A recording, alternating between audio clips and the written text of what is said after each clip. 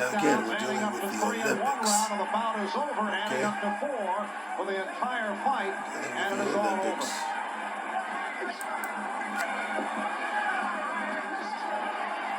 So Roy ate this guy up even worse than Floyd ate his guy up.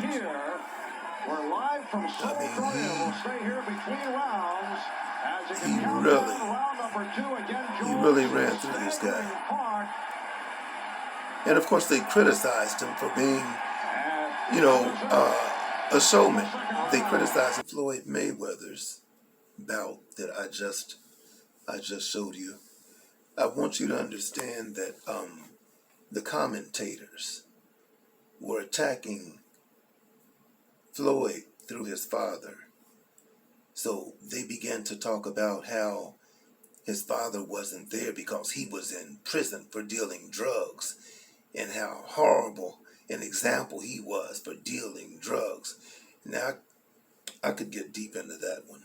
I could get really deep into that one, but I just want you to know that this is always the way that our guys are treated. So Floyd is fighting. He's innocent. He's fighting in the Olympics, representing the Americans, but they made it a point to put out there his father's in prison for dealing drugs. He's a horrible man. And by the way, these days, see, back in the day, especially during the crack epidemic, which was a planned thing, people were going to jail. Black people were going to jail by the droves. Okay, let me tell you, you were just the most awful person. You were an addict, and they had commercials, and they had their, say no to drugs campaign, and this and that. When steady dropping drugs into these various communities, but all the ads were out, and people were going to prison, like I said, left and right for, these were nonviolent crimes. Fast forward 20 or so years, and you have methamphetamine and all these other drugs. By the way, the crack situation was especially heinous also because while people were getting put away for long periods for crack cocaine, white people known to deal with powder cocaine were getting very different punishments, if any at all, by the way. And as I was saying, fast forward about 20 years or so, and instead of having commercials that say no to drugs and so on and so forth, because so many white people have been affected by this methamphetamine and then what is it? There's a situation right now. I think it's the opioids as well, and there's just a huge addiction. But now everything changed. Now the commercials and things talk about how addiction is a disease, and so these people are being treated with kid gloves, and they make their ways to the facilities where they can get their high legally, return home, keep their children, and all is well. So I don't think a race card is being pulled when people are dealing with their circumstances. No games are being played. Mark Seahorn did not make contact. They saw a lot of motion. Park's got to feel desperate now. He's got to try to put out Jones. He can't get close to him without getting hit 30 punches. I mean, that's an exaggeration, 3 punches. But still, it's point building on the part of Jones, and Park can't get close to do damage. The fight doctor's telling you what's going on. He's basically telling you, Roy's killing this guy. He's killing this guy. In the second round, and then Jones came right back, and it led to the standing 8. But I want to mention how they said they wonder if his showboating will affect the judge's decision. Last I checked, the judge's decision was supposed to be based on what the fighters actually did in terms of hitting and not getting hit. That's all.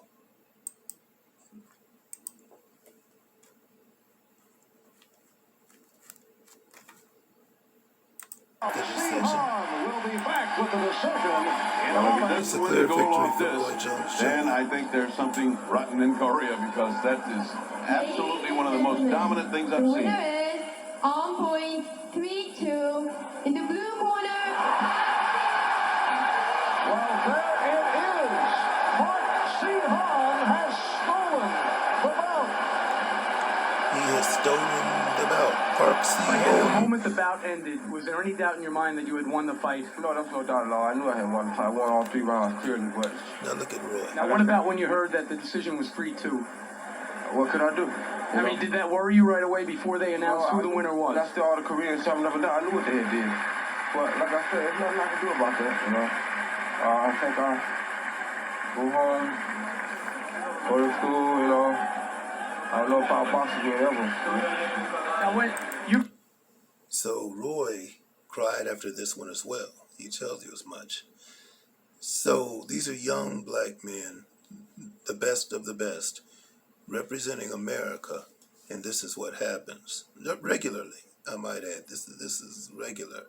This happens all the time. I could tell you some personal things about how these things are handled, but this is typical. So they want to break your spirit, and right now, Roy's looking kind of broken. Listen. You've been one of the more unpopular American fighters here. They've been booing every one of your performances. Did you think that you might lose a decision if it went the distance, even if you won the fight? I went the distance 4 out of 5 times. You know. Have you fought a Korean?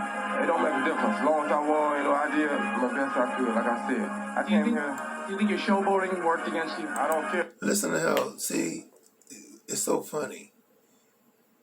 When the other guys do it, oh, it's great, it's wonderful when they're doing it to you.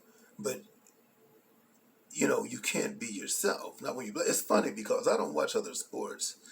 I've been involved in many sports, but the thing is this, that in recent years you see how things change. I only look at fighting is, you know, when I can.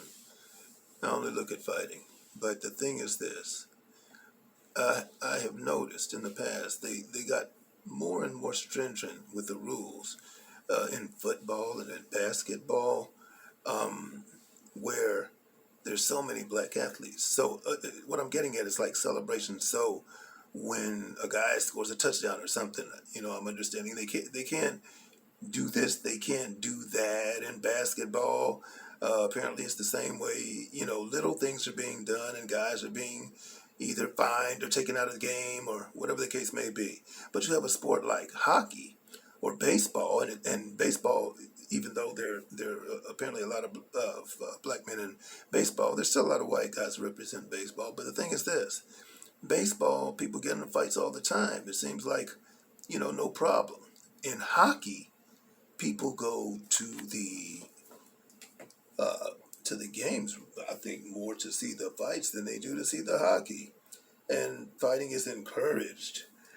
No problem, no fine. There's no big deal.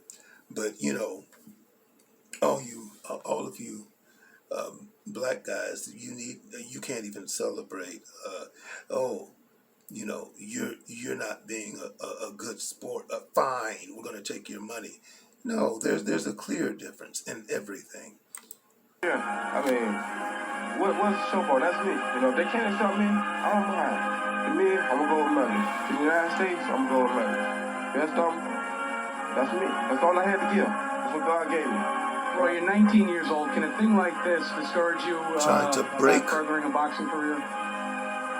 Yeah, it could, because I don't know if I can go through much more of that.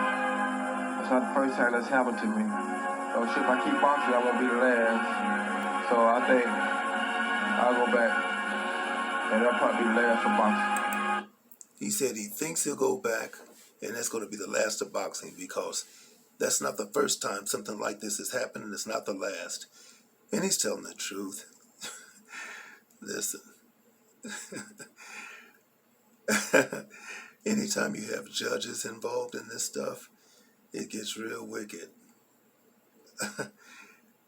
They will cheat you left and right. So they're trying to break this young man, and they almost did it. All that skill and talent and dedication, and they almost broke him. But I'm sure his daddy got him back on track, like a good daddy would, because we see where Roy Jones Jr. went. But again, they were doing what? Messing with his future. Always look at this guy. Look at his eyes. Look at this guy, how he's looking at him. Look at him. Look at his eyes. But Roy Jones Jr. went on to be, pound for pound, the greatest in the world. You know, Floyd Mayweather is a bad boy, but Roy Jones Jr. was a bad boy too. And although he took his losses, man, Roy Jones Jr. was next level. And they call Vasyl Lomachenko the Matrix. That's laughable.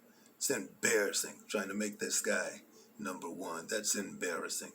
But Roy Jones Jr. won this hands down, representing the United States. Again, good enough to represent, but then go and get screwed over. And even if they win, they're still mistreated. But this is what happened to him. Happens all the time. Later on, Roy Jones Jr. as a professional, undefeated right now. Larry Merchant, the man who hates black men so much. Would you do this against a formidable opponent? Yeah. Would you play basketball before against a formidable opponent? Yes, give me one. What was the point you're trying to prove? Would you tell us by playing basketball and fighting? Well, what's the point you're trying to Well, it's prove? like De La Hoya had Shep. Larry Merchant is angry because Roy Jones Jr. is Superman at the time. Roy Jones Jr. played a professional basketball game that morning. Then he showed up at this fight and watched one of his colleagues, who he was helping along, Smoke Gaynor. He sat and watched his fight, which was before his own fight, and then he fought his guy and beat him. And so they're angry because Superman did what Superman does. And they don't My like friend that. Ike Forte, Trinidad, he has a lot of people out there for opposition.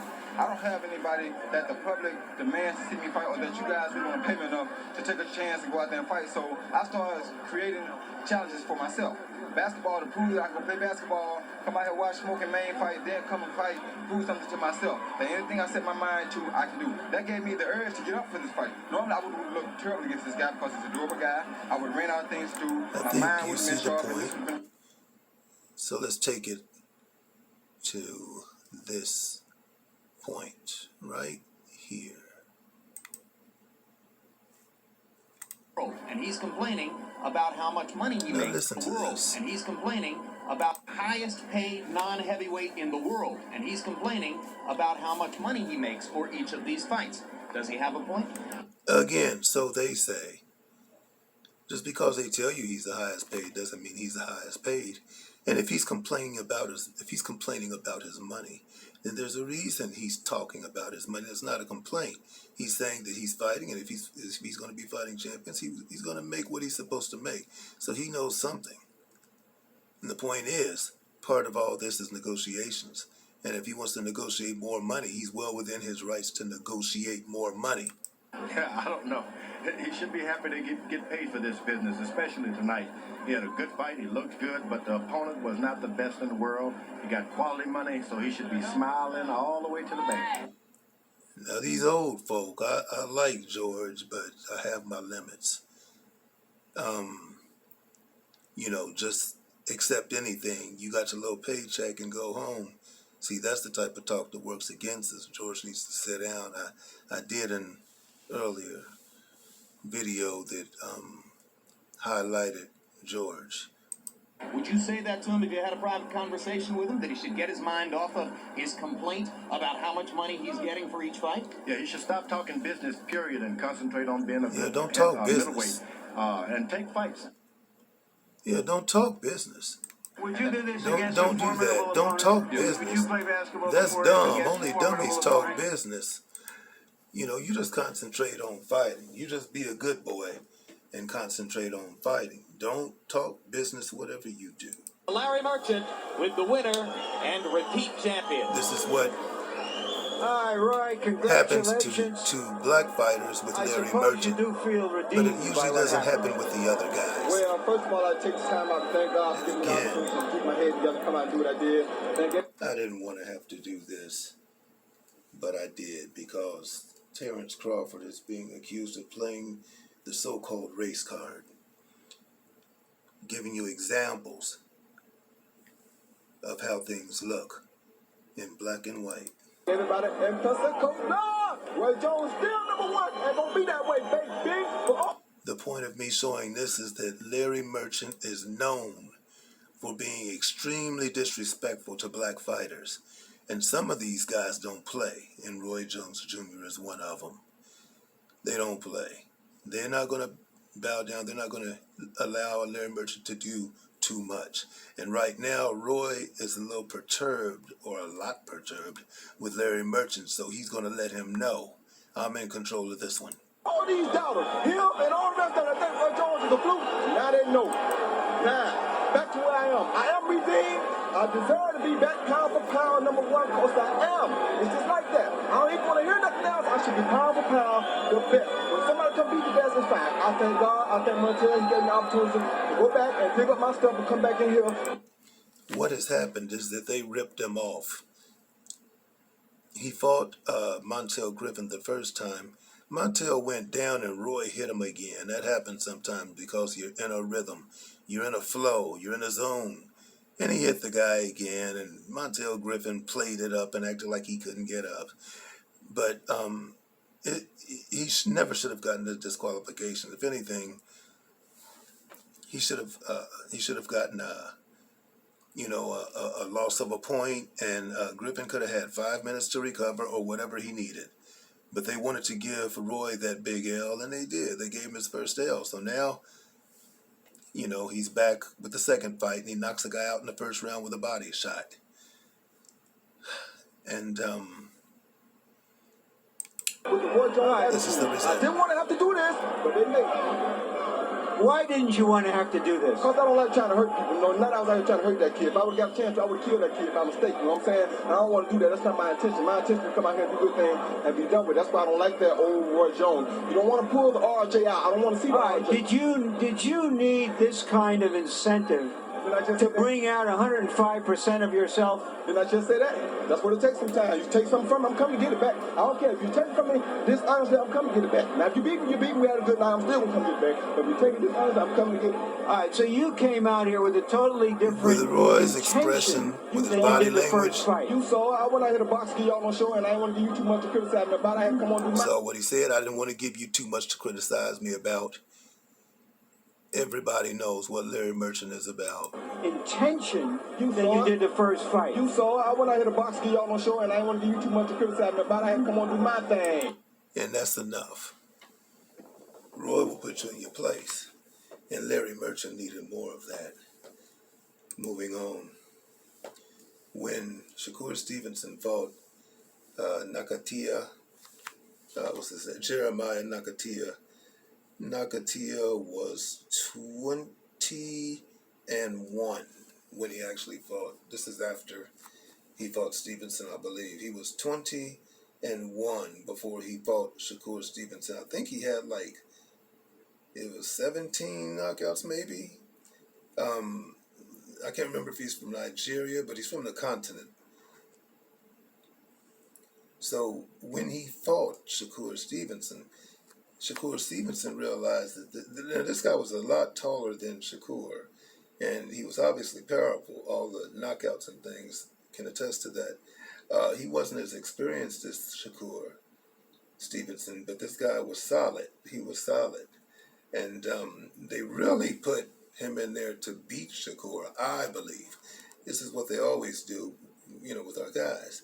But Stevenson fought a very smart fight. He felt the guy's power. And so he didn't allow himself to get touched, much at all. He barely got touched. And that's the smart thing to do. When you feel power like that, you don't want to get touched. I'm going to tell you another reason why you don't want to get touched. Because you never know whose gloves are loaded.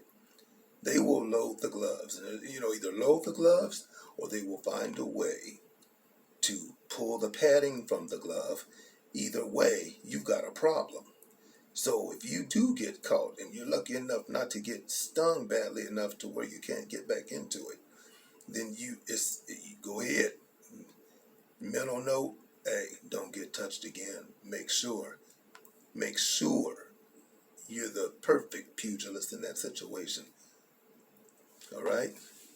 That's just smart. So that's the situation. He fought Nakatia, and what happened was he was criticized as being a boring fighter because he didn't knock this guy out. This was a big dude with a big knockout percentage. And so they criticized him for the entire fight. And this may well have been the fight that, was it Kriegel? It might have been Kriegel, made the point that Shakur Stevenson was an excellent fighter and all this. He's a slick fighter. And he said that, but how is he going to be successful in boxing as a slick fighter, being an African American, and not play the villain? Now look it up for yourself, but you probably won't find it because they have washed that fight. It seems that they've scrubbed it from the internet. The only way I was able to find that fight was in a different language. If it was in English, it was just excerpts from the fight, because those things are working against people like Bob Arum, because this lawsuit is going on right now. So if you understand what I'm saying, see, they told on themselves. They went on to talk about it, and one of the other fellows said, "Well, it's not Shakur, it's the system." So they admit their own guilt. Now, like I said, I can't find it. If you can find it, then more power to you. Go ahead and find it, look it up, listen to what was said, and what that does, it again makes things look really bad, because race is a big factor in all this. Hate to have to break it down like this, but hey, Terence Crawford has been accused of playing the race card. Okay? Yo, it's so crazy how they talk so much about me, right? They talk so bad about how I talk. But when somebody like Tyson Fury or Conor McGregor go do, promote they sell, talk, sell a fight, they go up there act like they motherfucking the best people ever. I say any little thing and they like, oh, I can't wait to see Shakur lose. I can't stand Stevenson. Damn, man. Yo, this where it's so backwards, man.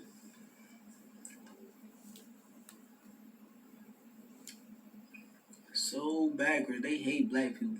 Did you catch that?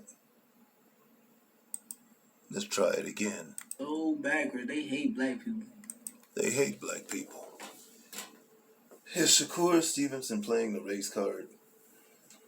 Now, I'm a little disappointed in Shakur Stevenson if what they say is true, in that he has basically said that he doesn't, he's basically not concerned with what Terence Crawford is going through. He's basically in his own lane. I don't know if that's true. That's alleged that he said that, okay? And so I'm not sure that's the case, but it doesn't appear that he's standing up, and he and Terence Crawford are supposed to be like really close, like brothers. But the thing is, he's also signed up with Bob Arum, and Terence Crawford tried to warn him against that, from what I understand. This is all alleged. I haven't actually seen with my own eyes or heard with my own ears, but that seems to be what's going on. Okay, so Right now, Shakur, is he playing the race card? He said they hate black people. Now, what will motivate a man that's in his early 20s? He's in his early 20s. He's a baby to me. I've got children older than that. He's a baby to me. In his early 20s, what would motivate that young man to say they hate us? Could it be that he's experiencing some terrible things? I would say, yeah. Things that he knows are not fair, but he's contractually bound to do this or that. And if he doesn't get paid. And Shakur Stevenson is a young man trying to feed his entire family. I'm talking about brothers and sisters and all. So, hey, it's easy to hold things over his head. You know, and you're young and you need money, you're coming out of hard times. It's easy to prey on people like that. So he's only in his early 20s and he's frustrated and angry and he's looking at the double standards and he can't stand it. See, we're born into a war. We're born into a prison and we don't even know it. But when you wake up, it's not too cool. Even when I was like 15, my very first job in a grocery store, I had to walk out on it. My very first job. Why? Because of racism. Complete racial hatred. And I'm not going to get into that any further, but I'll play a bit more here. I go 12 rounds with a fighter. Oh, he's so boring. Let me check out go 12 rounds with somebody. Oh, he's the Matrix. Double Matrix, standards. I never seen nothing like him. Double standards. What color is Shakur? What color is Lomachenko? Crazy. It's all in black and white, you know, night and day. How things are handled. It's night and day. I'm not gonna take this much further because you see the point. You see the point. I don't be understanding it. It's like, damn. How he the Matrix for going 12 rounds, but I go 12 rounds. He ain't got no. Can you see the confusion? Can you see the struggle that's going on? He should be in a good place because he is making good money. He is able to take care of his family right now. But he knows he could probably do better. But more importantly, he knows that whatever he does, it's never good enough. And in all of these cases, with everything that I've been showing tonight, you're seeing the best of our people and what they do, the best speakers, the best of the people who try to lead in freedom fighting, and those that were the best, you know, in the fight. They die, they get assassinated, and the ones in the sport world, they just get knocked down one way or the other when they're taking a stand on something, and even when they're not, they're facing all these issues. He's barely 20 years old, and you can see how confused he is because of this terrible circumstance that we have been born into in this country. He's confused and he's disturbed and he's not too happy. No problem. He do. I talk a little shit. Oh, I can't stand him. I can't stand Stevenson. Like, damn, dude. I'm a good dude. I feed my family. Like, what y'all talking about? It's sad. Is he playing the race card? Let's see. Why don't we find out? To let your offense go, but right now it's not safe This is enough. Lomachenko versus Lopez. That's why he's not throwing a lot. Well, you gotta throw some punches if he don't take some steam off a fighter. Throw some punches. Throw something down to the body. Has he landed a body shot yet? Tim, we know how Loma fights. He doesn't throw a lot of punches early on. He's trying to wear I the don't mind have down very much of tolerance for Lopez Tim. with the movements and all the different things. That doesn't look like it's working right now, but it's still a lot of Tim punching. Bradley. Body work from Teofimo Lopez to that point. And to support that argument, because even the way CompuBox is touting this is still Listen to well this. below what we see on a Lomachenko. At this point right now, with a half minute to go in round number 5, Lopez has thrown 174 punches. Lomachenko has thrown 40. Did you hear that? Lomachenko has thrown 44 punches, and they're in round 5. And nobody's called him a boring fighter. Instead, they praised him because his father had him dance for X number of years, and so, he could have the best footwork in boxing, which if you want to believe that, it's on you. But the point is, 44 punches, they're in round 5. Nobody's calling him a boring fighter. 44 punches, round 5. But Shakur Stevenson was ridiculed and pretty much damned for fighting a boring fight, which wasn't boring at all if you know boxing. This is the standard. The black fighters always have to go out and do something, otherworldly, to get any credit at all. And these other guys, whatever. Well, go ahead and wait, Loma. Go ahead and wait, because you're gonna have to, sooner or later, you're gonna have to step to this young man, because right now he's easily winning this fight. And Tim Bradley will say that, but he hasn't called him boring. And it's not the way not he once. typically goes about it. He hasn't called him boring at all. It's measured. Has he moved on the angle yet? So He hasn't even moved on the angle yet. And that is what Tim is happy to get his butter biscuits. Okay? Demetrius Andre. I know that. Man, you fight with nobody. All right. This is Canelo Alvarez. I have no comment on him. Let's just say that Andrade is in this press conference because Canelo was supposed to fight him a long time ago. But some people don't have to fight their mandatories. They can just move to different weight divisions or whatever the case may be. They don't have to do what they don't want to do. Demetrius is trying to get this fight, and this is what it's gotten to right now. Hey, you are a champion, but are you? What? Hey, you fight with nobody, man. You won You won the belt with nobody. Man, get the fuck out of here, man.